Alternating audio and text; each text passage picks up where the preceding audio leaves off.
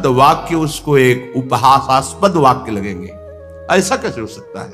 वो ऐसा सोचेगा अभी बुद्धि कुछ शुद्ध है, अभी सत्संग मिल रहा है, अभी मन में आ गया है कि भजन करना चाहिए, कर लो। ये बार बार ऐसी कृपा नहीं होगी।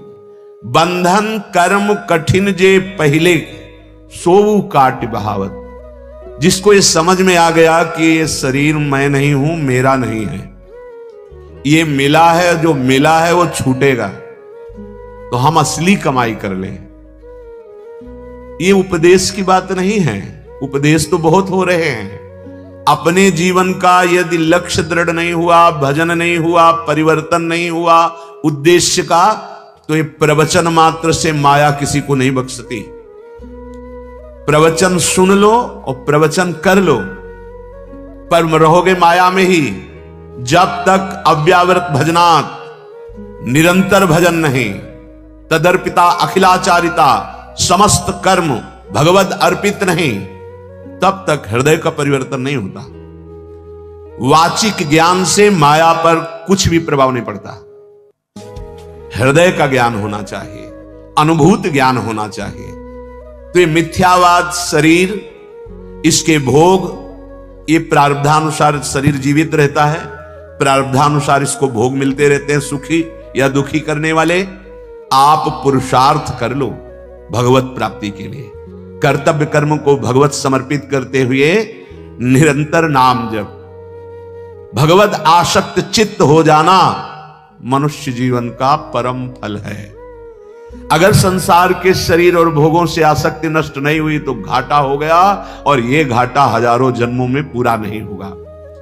जब हम भगवत आसक्त चित्त हो जाते तो हमारे कर्म बंधन कट जाते हैं, समस्त कर्म बंधन छिन्न भिन्न हो जाते हैं। जहां कर्म बंधन छिन्न भिन्न हुए, नष्ट हुए, तो भगवत प्राप्ति करनी नहीं होती।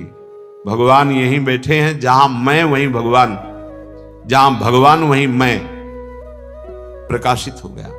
अब मैं और भगवान दो नहीं रह जाते, सिर्फ भगवान ही भगवान रह जाते। अंतःकरण भगवत स्वरूप हो जाता है। अपना तो स्वरूप भगवत स्वरूप है ही, अंतःकरण भगवत स्वरूप हो जाता है। श्री सूरदास जी महाराज कहते हैं, यदि आपने इस जन्म में भजन नहीं किया तो तुम्हारा जीवन प्रेत जैसा गया और परिणाम तुम्हें बड़ा दुखद प्राप्त होगा। वही बात श्रीपाद प्रबोधानंद जी महाराज कह रहे हैं कि ये मिथ्या इंद्रियों के विषयों को कब तक भोगते रहोगे।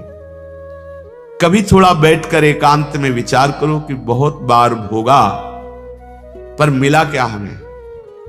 पर विचार है ही नहीं। विचार तो दूषित हो गए हैं, अपवित्र विचार हो गए हैं। आप ध्यान नहीं दे पा रहे कि आपके समय को केवल नष्ट किया जा रहा है, ये छूटने वाला है। श्रीपाद कह रहे हैं, जो तुम्हें सदैव महासुख प्रदान करेगा, आ जाओ श्री वृंदावन धाम। ये किशोरी जी का निज महल है, इसमें प्रेम सुधा भंडार भरा हुआ है, प्रेमामृत। निरंतर प्रेम में डुबोने की सामर्थ्य वृंदावन की है, पर वृंदावन में वही प्रेम में डूबता है जिसको रहनी आ गई है। अगर थोड़ा भी अभिमान है तो वृंदावन के सुख को नहीं ले पाएंगे। वृंदावन इह विधि बसे तज के सब अभिमान, धन का अभिमान, बुद्धि बल का अभिमान, शरीर बल का अभिमान, साधन बल का अभिमान, ये धाम है। जब आप इस धाम की रज्जु में लौटेंगे, रसिकों का संग करेंगे, तो अभिमान अपने आप गलित हो जाएगा। सच्ची कहते हैं, हृदय में ऐसी स्थिति आ जाती है कि ना अहम रह जाता है और ना करता रह जाता है, केवल देखता है वो क्या हो रहा है। प्रभु अब क्या करवा रहे हैं, प्रभु क्या बुलवा रहे हैं, प्रभु क्या चिंतन करा रहे हैं, ये देखता है उपासक। जो वृंदावन का कृपा पात्र उपासक होता है, उसमें कर्ता भाव नहीं होता है। कर्ता भाव अहम लय हो जाता है प्रभु के चरणारविंद में, और स्वयं प्रभु उसके हृदय में बैठ करके भागवतिक चेष्टाएं कराते हैं। किंचन मात्र सुसुख वांछा नहीं रह जाती। ये स्थिति धाम प्रदान करता है, और आप ये स्थिति बाहर से प्राप्त कर सकते हैं धाम आश्रित होकर। जैसे पूज्य भाई जी श्री हनुमान प्रसाद पोद्दार जी गीता वाटिका में पूज्य श्री राधा बाबा जी, आप कहेंगे ये बड़े महापुरुष हैं, तो ये बड़े महापुरुष किनके हुए? प्रभु के। क्या अंश में बड़ाई छोटाई होती है क्या? चींटी में जो अंश है, हाथी में भी वही अंश है, देवराज इंद्र में भी वही अंश है। अंश में कोई फर्क नहीं होता, भगवद अंश समान रूप से होता है। हां, अब उस स्वरूप स्थिति में जागृत कौन हुआ है, ये बात होती है। आप जागृत हो जाएं तो जो भाई जी को प्रियालाल सुख दिए वही आपको देंगे, जो मीरा जी को सुख दिए वही आपको देंगे। पर आप तो सोए हुए हैं मोह निद्रा में, इंद्रियजन्य भोगों में आप आसक्त हैं। जैसे जैसे आपका नाम जब चलेगा आपको समझाना नहीं पड़ेगा, इंद्रियजन्य भोगों में अरुचि हो जाएगी। लौकिक जितनी सुख सुविधाएं हैं ये स्वयं आपके चरणों में आ जाएंगी, पर आपके हृदय से महत्व चला जाएगा। जहां आपका भजन ठीक से होने लगा तहां आपकी ऐसी योग्यता बढ़ेगी कि ब्रह्म पदवी भी, जो परमेष्ठी पद, वो भी आपको फीका लगने लगेगा। पर भजन में रुचि नहीं है, भजन करने की हमारे अंदर लगन नहीं है। रोज सत्संग सुनते हैं, रोज सत्संग होता है, नाम की महिमा रोज गाई जाती है, पर आप देखिए अपने हृदय में जांच कर, क्या आप निरंतर नाम जप रहे हैं?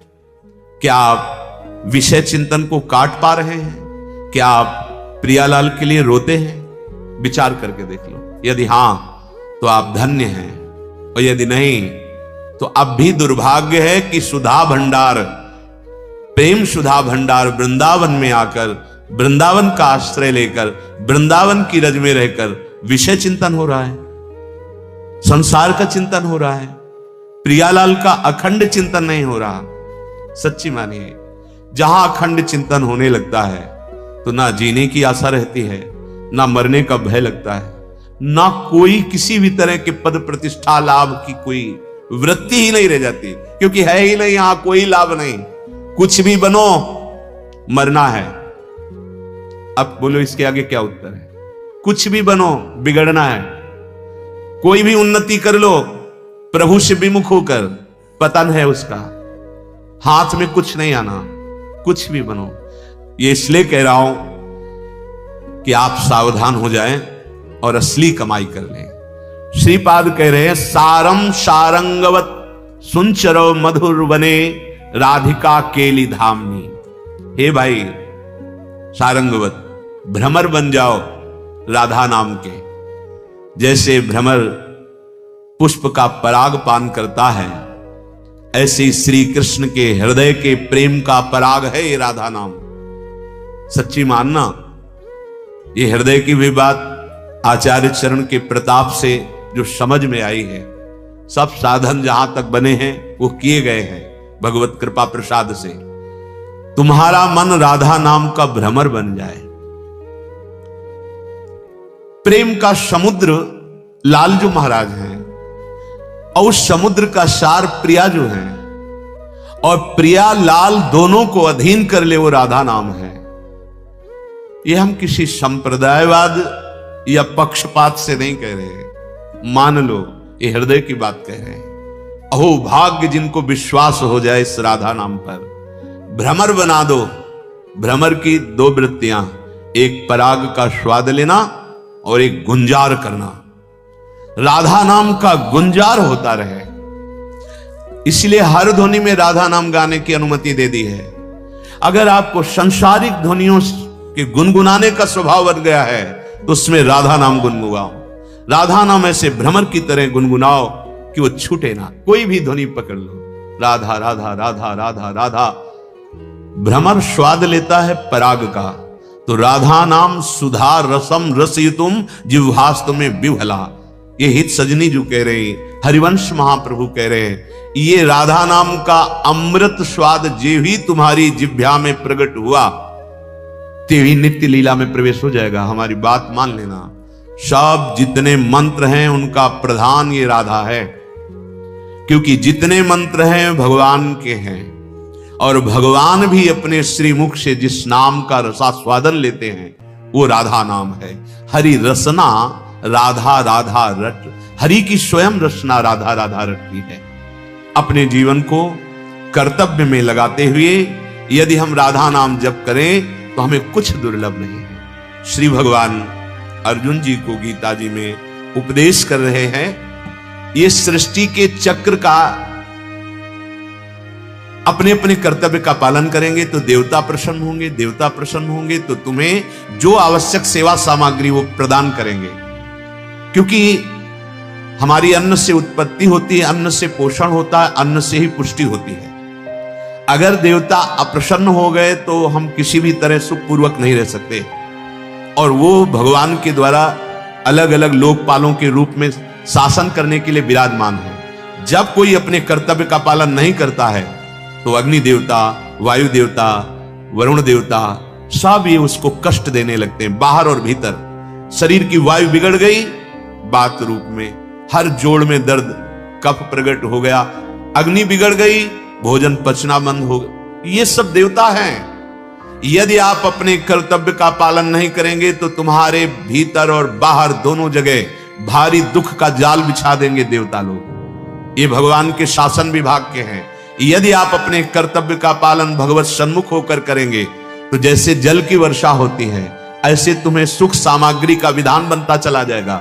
आप उन्नतशील होते चले जाएंगे और भगवान का भजन भी बनेगा और इस लोक में भी सुखी रहेंगे। ई परलोक सकल सुख पावत, चाहे इस लोक में हो चाहे परलोक में हो, कोई दुख तुम्हारा स्पर्श नहीं कर पाएगा। आएगा भले प्रारब्धानुसार, लेकिन तुम्हें परास्त नहीं कर पाएगा यदि अपने कर्तव्य का पालन कर रहे हो। श्री भगवान कह रहे हैं, एवं प्रवर्तितम चक्रम नानुवर्तयति यः अघायुरिंद्रिया रामो मोघम पार्थ सजीवति। वही बात जो सूरदास जी महाराज भी कह रहे थे, वो जीता जी प्रेत हो जाता है। जैसे गोस्वामी जी कह रहे, जीवित मुर्दा टहल रहा है, भगवान यहां कह रहे मोघम पार्थ सजीवति, उसका बिल्कुल बेकार जीवन चला गया। किसका?